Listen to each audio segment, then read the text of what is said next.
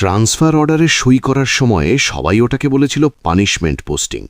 ওপরমহল ভেবেছিল চন্দনপুরের mafia don Bhairab সর্দারের পায়ের তলায় পিষে যাবে নতুন ডিএম অনির্বাণ রায়ের মেরুদণ্ড।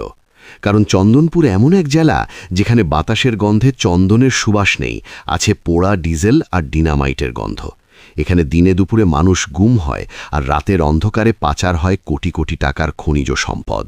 কিন্তু ভৈরব জানত না অনির্বাণ একা আসছেন না, তার সাথে যোগ দিতে আসছে চন্দনপুরের সিংহখ্যাত এসপি রুদ্রপ্রতাপ আর ক্ষুরোধার মস্তিষ্কের এসটিও স্নেহা সেনগুপ্ত। একদিকে হাজার কোটি টাকার কালো সাম্রাজ্য আর রাজনৈতিক ক্ষমতার পাহাড়, অন্যদিকে মাত্র ৩ জন সরকারি আমলা। লড়াইটা অসম মনে হলেও ইতিহাস বলে অন্ধকার অরণ্য পুড়িয়ে ছাই করতে একটা ছোট্ট দেশলাই কাঠি যথেষ্ট। চন্দনপুরের মাটিতে এবার লেখা হবে রক্ত, সাহস আর সততার এক নতুন উপাখ্যান। পশ্চিমবঙ্গের উত্তর সীমান্তের কোল ঘেঁষে অবস্থিত চন্দনপুর জেলা প্রকৃতির অকৃপণ দানে সাজানো এই জনপদ। একদিকে হিমালয়ের পাদদেশ, অন্যদিকে বিস্তীর্ণ জঙ্গল, আর তার মাঝ দিয়ে কুলকুল শব্দে বয়ে চলা কালজানি নদী। ম্যাপের দিকে তাকালে মনে হয় যেন শিল্পীর তুলিতে আঁকা এক ক্যানভাস। কিন্তু এই অপরূপ সৌন্দর্যের আড়ালে গত ১ দশক ধরে বাসা বেঁধেছিল এক গভীর অন্ধকার। জেলার নাম চন্দনপুর হলেও এখানকার বাতাসে চন্দনের সুবাস ছিল না, ছিল বারুদ, পোড়া ডিজেল আর ডিনামাইটের গন্ধ। পাহাড় কেটে পাথর বের করা আর নদী থেকে বালি তোলা, এটাই ছিল জেলার অর্থনীতির মূল চালিকা শক্তি। আর এই পুরো পালো ব্যবসাটি নিয়ন্ত্রণ করত একটাই নাম, ভৈরব সর্দার। ভৈরব কোনো সাধারণ মাফিয়া ছিল না, সে ছিল এক সমান্তরাল সরকারের প্রধান। তার ইশারা ছাড়া থানা এফআইআর নিত না, তার অনুমতি ছাড়া জেলার কোনো টেন্ডার পাস হতো না। স্থানীয় প্রশাসন ছিল নখদন্তহীন বাঘের মতো, খাঁচায় বন্দী, অসহায় এবং অপমানিত। সাধারণ মানুষ ভয়ে তটস্থ হয়ে থাকত, সূর্য ডোবার পর ঘরের বাইরে বেরোনোর সাহস পেত না। চন্দনপুরের এই দমবন্ধ করা পরিস্থিতির মধ্যেই জেলা শাসক বা ডিস্ট্রিক্ট ম্যাজিস্ট্রেট ডিএম হিসাবে বদলি হয়ে এলেন অনির্বাণ রায়। অনির্বাণ ছিলেন সেই বিরল প্রজাতির আইএএস অফিসার যারা মেরুদণ্ড সোজা রেখে চলতে ভালোবাসেন এবং ফাইলের লাল ফিতের বাঁধনে নিজের বিবেককে শ্বাসরোধ হতে দেন না। তার আগের জেলায় তিনি এক প্রভাবশালী মন্ত্রীর বেআইনি রিসর্ট বুলডোজার দিয়ে গুড়িয়ে দিয়েছিলেন, যার শাস্তিস্বরূপ তাকে এই পানিশমেন্ট পোস্টিং দিয়ে পাঠানো হলো। অনির্বাণ যেদিন চন্দনপুর কালেক্টরেটে প্রথম পা রাখলেন, তিনি অনুভব করলেন অফিসের দেয়ালগুলোও যেন আতঙ্কে কথা বলছে না।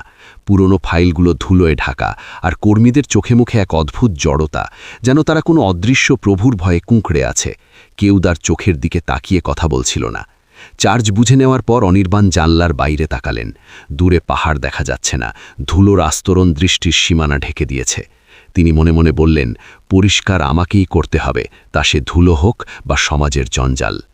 প্রথম দিনই অনির্বাণ ডাক পাঠালেন জেলার police super SP Rudrapratap Singh এবং সদর মহকুমা শাসক এসটিও স্নেহা সেনগুপ্তকে। রুদ্রপ্রতাপ ছিলেন একজন আইপিএস অফিসার, 6 ফুট 2 ইঞ্চি উচ্চতা, সুঠাম দেহ আর চোখে সবসময় একটা ধিকি ধিকি আগুন জ্বলে। তিনি সাহসী, অ্যাকশন ভালোবাসেন, কিন্তু চন্দনপুরে আসার পর থেকে তার হাত পা যেন অদৃশ্য শিকলে বাঁধা। বারবার রেইড করতে গিয়েও ওপরতলার চাপে তাকে ফিরে আসতে হয়েছে। এই অক্ষমতা তাকে ভেতর থেকে কুড়ে কুড়ে খাচ্ছিল, তৈরি করেছিল এক চাপা ক্ষোভ। অন্যদিকে এসডিও স্নেহা সেনগুপ্ত ছিলেন বয়সে তরুণ কিন্তু অত্যন্ত তীক্ষ্ণ বুদ্ধিমতী। ডাব্লিউবিসিএস অফিসার হিসেবে যোগ দেওয়ার আগে তিনি অনুসন্ধানী সাংবাদিকতা করতেন, তাই খবরের গভীরে যাওয়ার এবং তথ্যের সত্যতা যাচাই করার এক সহজাত প্রবৃত্তি তার ছিল।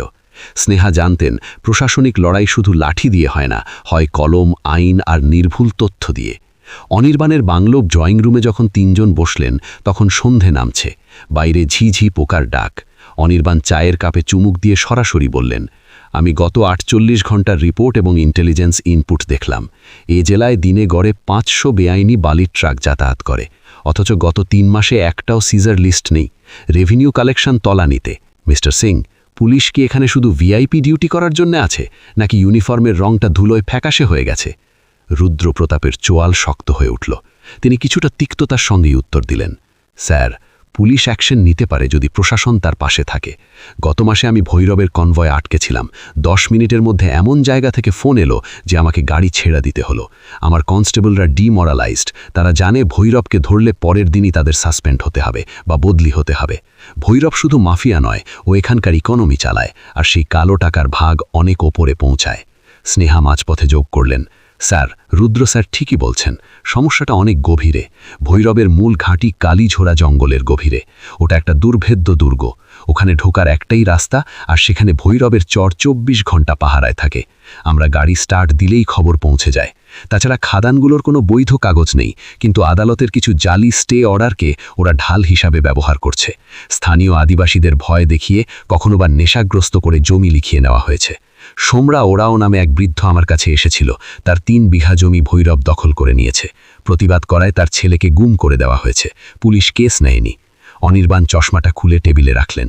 তার শান্ত চোখ দুটো হঠাৎ ইস্পাতের মতো কঠিন হয়ে উঠল। তিনি বললেন, ভৈরব এতদিন সিস্টেমকে ব্যবহার করেছে, এবার সিস্টেম তাকে ব্যবহার করবে। আমি পলিটিক্যাল প্রেশার সামলাবো, সেটা আমার দায়িত্ব। আমার ক্যারিয়ার বাজি রাখছি, কিন্তু আমি চাই না কাল থেকে আর একটাও বেআইনি চাকা এ জেলায় ঘুরুক। আমরা যুদ্ধ ঘোষণা করব না, আমরা সার্জিক্যাল স্ট্রাইক করব। এই অপারেশন হবে সম্পূর্ণ গোপন। এর নাম অপারেশন কালচক্র। পরদিন থেকেই চন্দনপুরের প্রশাসনিক মানচিত্রে এক অভূতপূর্ব পরিবর্তন লক্ষ্য করা গেল। এতদিন যে পুলিশ অফিসাররা থানায় বসে অলস সময় কাটাতেন, তারা হঠাৎ সক্রিয় হয়ে উঠলেন। রুদ্রপ্রতাপ প্রথমেই পুলিশ লাইনে গেলেন। তিনি সমস্ত ওসি এবং আইসিদের ডেকে কড়া ভাষায় জানিয়ে দিলেন, আজ থেকে তোমাদের বস ভৈরব সর্দার নয়, আইন।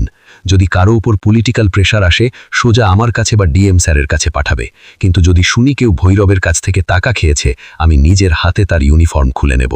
রুদ্রপ্রতাপ ভৈরবের বেতনভোগ অফিসারদের সরিয়ে অপেক্ষাকৃত তরুণ, তেজস্বী এবং সৎ সাব ইন্সপেক্টরদের গুরুত্বপূর্ণ চেকপোস্টগুলোতে বসালেন। রাতারাতি চেকপোস্টগুলোতে কড়াকড়ি শুরু হল। ওভারলোডেড ট্রাকগুলো আটকানো হলো, জরিমানা করা হলো এবং অনেক ক্ষেত্রে গাড়ি বাজেয়াপ্ত করা হলো। অন্যদিকে স্নেহা সেনগুপ্ত তার পুরনো সাংবাদিকতার অভিজ্ঞতাকে কাজে লাগালেন। তিনি সরকারি গাড়ির বদলে সাধারণ পোশাকে সাধারণ স্কুটিতে চেপে গ্রামের ভেতরে ঢুকতে শুরু করলেন।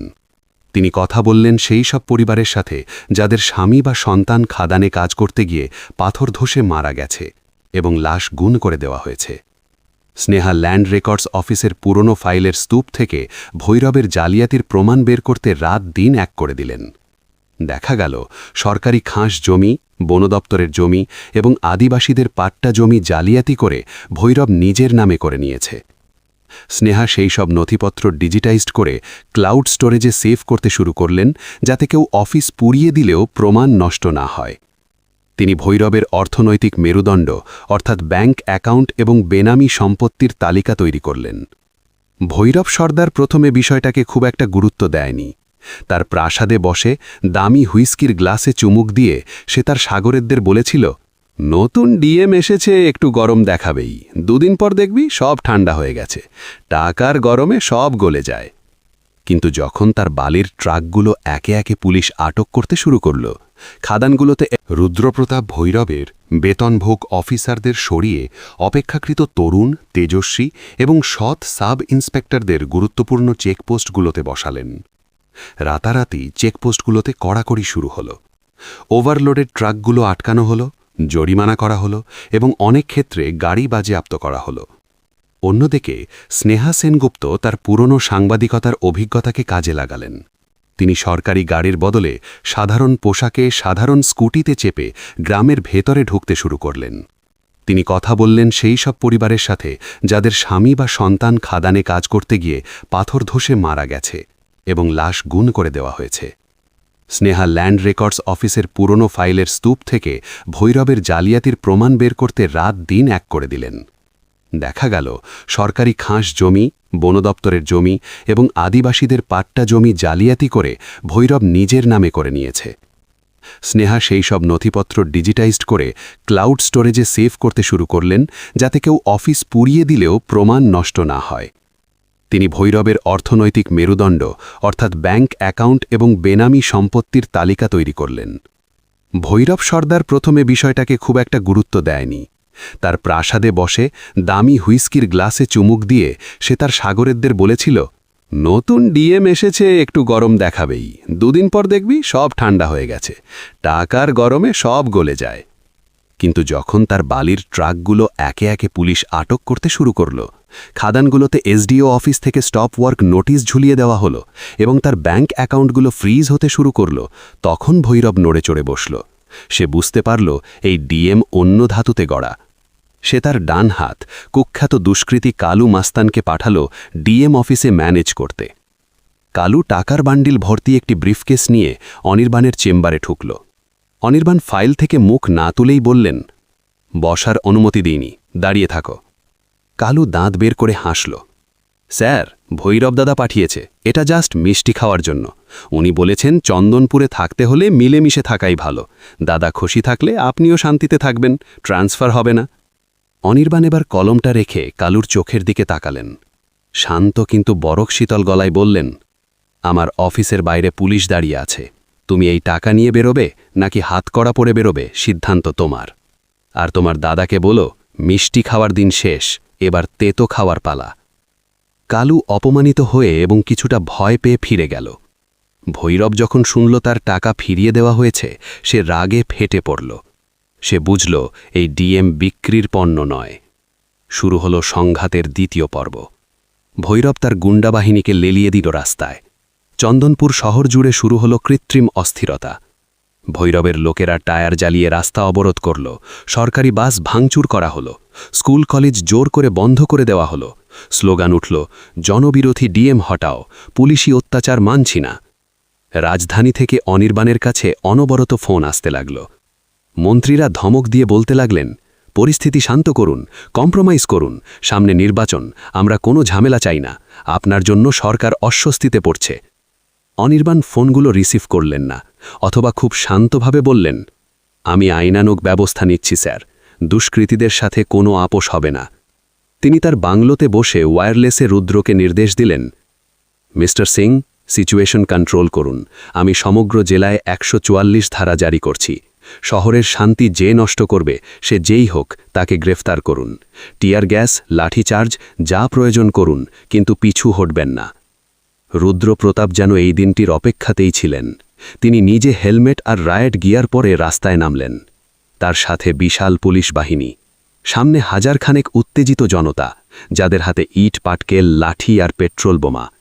রুদ্র মাইকে ঘোষণা করলেন, আমি এসপি রুদ্র প্রতাপ সিং বলছি, 5 মিনিট সময় দিচ্ছি, নিজের বাড়িতে ফিরে যান, না হলে এরপর যা হবে তার জন্য আপনারা দায়ী থাকবেন।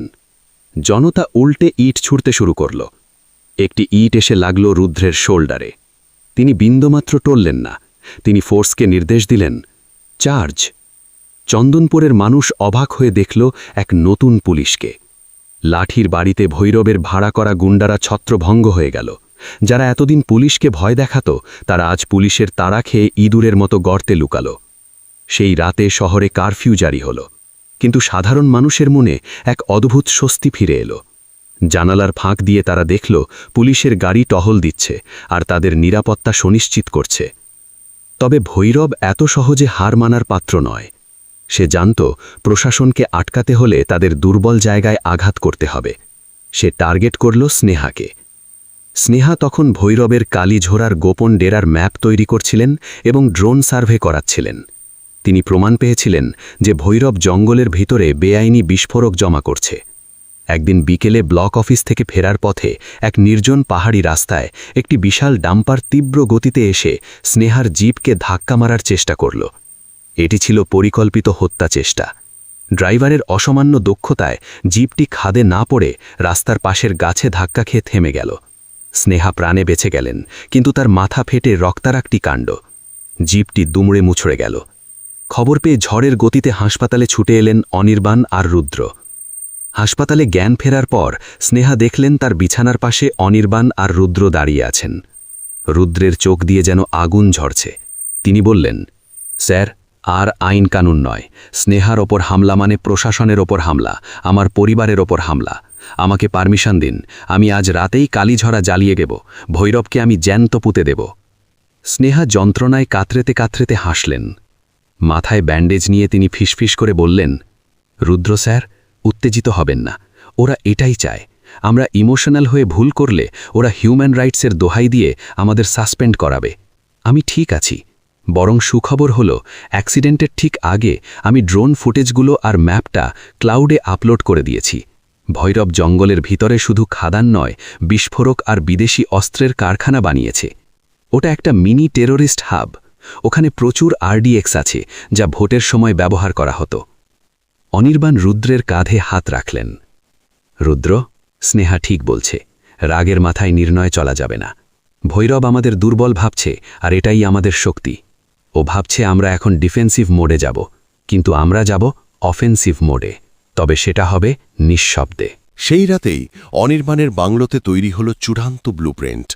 অপারেশন হবে অমাবস্যার রাতে। রাস্তা দিয়ে পুলিশ যাবে না, কারণ রাস্তায় ভৈরবের ইনফরমাররা আছে।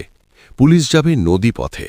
চন্দনপুরের পাশ দিয়ে বয়ে যাওয়া কালজানি নদী কালীঝোড়ার জঙ্গল ছুঁয়ে গেছে। রুদ্রপ্রতাপ তৈরি করলেন তার সেরা 50 জন কমান্ডোর একটি টিম। তাদের নাম দেওয়া হল শ্যাডো স্কোয়াড। অনির্বাণ নিজে কন্ট্রোল রুমে বসে পুরো অপারেশন মনিটর করবেন এবং প্রয়োজনে বর্ডারে থাকা BSF-এর সাহায্য নেবেন, যাতে ভৈরব দেশ ছেড়ে পালাতে না পারে। আর স্নেহা অসুস্থ শরীর নিয়েও জেদ ধরলেন তিনি এক্সিকিউটিভ ম্যাজিস্ট্রেট হিসাবে অপারেশনে সশরীরে উপস্থিত থাকবেন। তার যুক্তি ছিল, ঘটনাস্থলে গুলি চললে বা এনকাউন্টার হলে আইনি বৈধতার জন্য ম্যাজিস্ট্রেটের উপস্থিতি জরুরি, যাতে কেউ পরে প্রশ্ন তুলতে না পারে। অনির্বাণ অনিচ্ছা সত্ত্বেও রাজি হলেন। রাত তখন 2টো। আকাশ মেঘলা, অমাবস্যার অন্ধকার। কালজানি নদীর কালো জলের বুক চিরে নিঃশব্দে এগিয়ে চলেছে 3টি হাই স্পিড বোট। ইঞ্জিনের শব্দ যাতে না হয়, তাই বিশেষ প্রযুক্তির বোট ব্যবহার করা হয়েছে। রুদ্রপ্রতাপের নেতৃত্বে কমান্ডোরা সম্পূর্ণ প্রস্তুত। তাদের পরনে কালো পোশাক, মুখে কালো রং মাখা, হাতে অত্যাধুনিক night vision rifle. Sneha bulletproof jacket পরে নৌকার এক কোণে বসে আছেন, হাতে ওয়াকিটকি। নদীর দুপাশে ঘন জঙ্গল, ঝিঁঝি পোকার ডাক আর জলের ছলাৎ ছলাৎ শব্দ ছাড়া আর কোনো শব্দ নেই। উত্তেজনায় সবার শিরা টান টান। তীরে পৌঁছনোর পর শুরু হলো আসল চ্যালেঞ্জ। জঙ্গলটি মাইন ফিল্ডের মতো। ভৈরব তার দুর্গের চারপাশে দেশি ল্যান্ডমাইন পুঁতে রেখেছে। রুদ্র টিমের বম ডিসপোজাল স্কোয়াড অত্যন্ত সতর্কতার সাথে মাইনগুলো নিষ্ক্রিয় করে পথ পরিষ্কার করে এগোতে লাগল। প্রতিটি পদক্ষেপ ছিল মৃত্যুর সাথে পাঞ্জা লড়ার মতো। প্রায় 1 কিলোমিটার গভীর জঙ্গলের পথ পার হওয়ার পর তারা দেখতে পেল ভৈরবের আস্তানা। এটি একটি পরিত্যক্ত সিমেন্ট ফ্যাক্টরিকে কেন্দ্র করে গড়ে তোলা দুর্গ। চারদিকে ওয়াচ টাওয়ার, যেখানে সার্চ লাইট ঘুরছে। রুদ্র ইশারায় তার টিমকে পজিশন নিতে বললেন। স্নাইপাররা ওয়াচ টাওয়ারের পাহারাদারদের লক্ষ্য স্থির করল। রুদ্র সিগন্যাল পেতেই সাইলেন্সার লাগানো বন্দুক থেকে ফুত করে শব্দ হল। পাহারাদাররা টু শব্দ করার আগেই লুটিয়ে পড়ল। কিন্তু ভেতরে ঢোকার সময় একটি গোপন তারে পা লেগে সাইরেন বেজে উঠল। মুহূর্তের মধ্যে নিস্তব্ধ জঙ্গল নরকে পরিণত হল। ভৈরবের বাহিনী ভেতর থেকে এলোপাথারি গুলি চালাতে শুরু করল। তাদের কাছে ছিল AK-47-এর মতো স্বয়ংক্রিয় অস্ত্র। রুদ্র চিৎকার করে নির্দেশ দিলেন, টেক কাভার, ফায়ার। শুরু হলো এক রক্তক্ষয়ী সংঘর্ষ। একদিকে প্রশিক্ষিত পুলিশ বাহিনী, অন্যদিকে মরিয়া অপরাধী চক্র। অন্ধকারের মধ্যে আগুনের ফুলকি আর গুলির শব্দে কান পাতা দায়। রুদ্র একেবারে সামনে থেকে নেতৃত্ব দিচ্ছিলেন। তার এক একটি নিখুঁত নিশানায় ভৈরবের লোকেরা ধরাশায়ী হতে লাগল। স্নেহা নিরাপদ দূরত্বে গাছের আড়াল থেকে ওয়াকিটকিতে অনির্বাণকে লাইভ আপডেট দিচ্ছিলেন এবং পুরো ঘটনার ভিডিও রেকর্ড করছিলেন, যা আদালতে অকাট্য প্রমাণ হিসাবে কাজ করবে। প্রায় 1 ঘণ্টা গুলি বিনিময়ের পর ভৈরবের বাহিনী কুণ্ঠাসা হয়ে পড়ল। পুলিশের টিয়ার গ্যাসের শেলে তাদের চোখ জ্বলতে শুরু করল। ভৈরব বুঝতে পারল তার সাম্রাজ্যের পতন আসন্ন। সে তার গোপন সুড়ঙ্গ দিয়ে পালানোর চেষ্টা করল। সে জানত একবার পালাতে পারলে সে আবার ফিরে আসবে। কিন্তু রুদ্রপ্রতাপ সিং আগে থেকেই স্যাটেলাইট ম্যাপ স্টাডি করে সেই সুড়ঙ্গের মুখে তার বিশ্বস্ত 2 অফিসারকে মোতায়েন করে রেখেছিলেন। সুড়ঙ্গ থেকে বেরোতেই রুদ্রের মুখোমুখি হল ভৈরব, হাতে তার লোডেড পিস্তল আর চোখে হিংস্র বুরষ্টি। রুদ্র গর্জন করে উঠলেন, বন্দুক ফেলে দে ভৈরব, তোর খেলা শেষ। ভৈরব উন্মত্তের মতো হাসল। চন্দনপুরের বাঘকে খাঁচায় ভরার ক্ষমতা তোর নেই পুলিশ। আমি মরলে তোদের সবাইকে নিয়েই মরব। সে তার জ্যাকেটের ভেতর থেকে একটি গ্রেনেড বের করার চেষ্টা করল, কিন্তু রুদ্রপ্রতাপের রিফ্লেক্স ছিল বিদ্যুতের মতো দ্রুত। তিনি দৌড়ে গিয়ে স্লাইড করে ভৈরবের পায়ের লক্ষ্য করে গুলি করলেন না, বরং সোজাসুজি তার ডান হাতের কবজিতে গুলি করলেন। পিস্তল আর গ্রেনেড ছিটকে পড়ে গেল। রুদ্র বাঘের মতো ঝাঁপিয়ে পড়লেন ভৈরবের উপর। এক লাথিতে ভৈরবকে মাটিতে ফেলে দিয়ে তার বুকের উপর হাঁটু গেড়ে বসলেন। তারপর তার কানের কাছে মুখ নিয়ে বললেন, বাঘ নয়, তুই একটা শেয়াল ছিলি, আর আজ থেকে চন্দনপুর শেয়াল মুক্ত। ভৈরবের হাতে হাতকড়া পরানো হলো। ভোর 4টে নাগাদ অপারেশন শেষ হলো। উদ্ধার হলো বিপুল পরিমাণ অস্ত্র, বিস্ফোরক এবং কয়েক কোটি টাকার নগদ অর্থ। ধ্বংস করা হলো ভৈরবের সেই কুখ্যাত সাম্রাজ্য। সূর্যোদয়ের সাথে সাথে চন্দনপুরের মানুষ এক নতুন সকাল দেখল। খবরের কাগজ আর টিভি চ্যানেলগুলোতে ব্রেকিং নিউজ, চন্দনপুরের ত্রাস, ভৈরব সর্দার গ্রেপ্তার। জেলা শাসকের অফিসের সামনে হাজার হাজার মানুষ জড়ো হলো। তারা ডিএম, এসপি এবং এসডিওকে এক নজর দেখার জন্য অপেক্ষা করতে লাগল। অনির্বাণ, রুদ্র এবং স্নেহা যখন অফিস থেকে বের হলেন, তখন জনতা তাদের ফুলের পাপড়ি ছিটিয়ে বরণ করল। কোনো রাজনৈতিক নেতা নয়, 3 জন সরকারি আমলা আজ সত্যিকারের হিরো। তাদের দিকে তাকিয়ে মানুষের চোখে আজ ভয়ের বদলে শ্রদ্ধা। বিকেলে অনির্বাণ রায় এক বিশাল সাংবাদিক সম্মেলন ডাকলেন। পাশে ব্যান্ডেজ বাঁধা হাতে বসে আছেন স্নেহা সেনগুপ্ত এবং ইউনিফর্মে ধুলোবালি মাখা রুদ্রপ্রতাপ সিং। সাংবাদিকরা প্রশ্ন করলেন, স্যার, এত বড় ঝুঁকি নিলেন, রাজনৈতিক চাপ ছিল না? অনির্বাণ শান্ত হাসলেন, বললেন, চাপ ছিল, আছে এবং থাকবে, কিন্তু প্রশাসনের 3টি স্তম্ভ আইএএস, আইপিএস এবং ডাব্লিউবিসিএস যখন একসাথে সততার সাথে এবং সমন্বয়ের সাথে কাজ করে, তখন কোনো চাপই বাধা হতে পারে না। এই জয় আমার বা রুদ্রর বা স্নেহার একার নয়, এই জয় চন্দনপুরের প্রতিটি মানুষের, যারা এতদিন ভয়ে কথা বলতে পারেনি। আমরা শুধু আমাদের ডিউটি করেছি, কোনো অনুগ্রহ করিনি। পরবর্তী কয়েক মাসে চন্দনপুরের চেহারা আমূল বদলে গেল। ভৈরবের গ্রেপ্তারের পর তার পুরো নেটওয়ার্ক তাসের ঘরের মতো ভেঙে পড়ল। অবৈধ খাদানগুলো সরকার অধিগ্রহণ করল এবং সেখানে বৈধভাবে নিলামের মাধ্যমে কাজ শুরু হলো, যার ফলে সরকারের রাজস্ব বাড়ল এবং শ্রমিকরা তাদের ন্যায্য পাওনা পেতে শুরু করল। স্নেহা সেনগুপ্তের উদ্যোগে পতিত জমিগুলোতে বনায়ন প্রকল্প চালু হলো। রুদ্রপ্রতাপ সিং জেলায় এমন এক পুলিশি ব্যবস্থা কায়েম করলেন, যেখানে অপরাধীরা অপরাধ করার আগে 10 বার ভাবে। মেয়েরা এখন নির্ভয়ে রাতে রাস্তায় বেরোতে পারে। আদিবাসী মানুষরা তাদের হারানো জমি ফেরত পেল। গল্পের শেষ দৃশ্যে দেখা যায়, এক বিকেলে কালজানি নদীর তীরে দাঁড়িয়ে আছেন অনির্বাণ, রুদ্র এবং স্নেহা। নদীর জল এখন স্বচ্ছ, বাতাসের ভারী ভাবটা কেটে গেছে, পাখির ডাক শোনা যাচ্ছে। স্নেহা বললেন, স্যার, আমাদের ট্রান্সফারের অর্ডার তো যে কোনো দিন চলে আসবে, খারাপ লাগছে খুব, এই জেলাটা আমাদের সন্তানের মতো হয়ে গিয়েছিল। রুদ্র নদীর জলে একটি নুড়ি পাথর ছুঁড়ে মারলেন।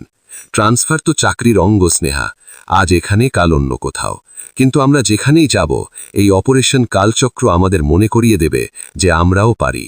আমরা সিস্টেমের দাস নই, আমরা সিস্টেমের রক্ষক। অনির্বাণ অস্ত যাওয়া সূর্যের দিকে তাকিয়ে বললেন, আমরা শুধু অফিসার নই, আমরা এক একটা পিলারের মতো। একজন নড়ে গেলে পুরো ছাদ ভেঙে পড়ে। চন্দনপুর প্রমাণ করল, যখন ডিএমের কলম, এসপির লাঠি আর এসডিওর বুদ্ধি এক হয়, তখন অসম্ভব সম্ভব হয়। আমাদের বন্ধুত্ব আর এই ইউনিফর্মের প্রতি আমাদের দায়বদ্ধতায় আমাদের আসল শক্তি। 3 জন অফিসার 3 দিকে তাকিয়ে রইলেন, কিন্তু তাদের মন ছিল এক সুতোয় গাঁথা। চন্দনপুরের বাতাসে এখন আর বারুদের গন্ধ নেই, আছে নতুন দিনের সতেজ প্রতিশ্রুতি।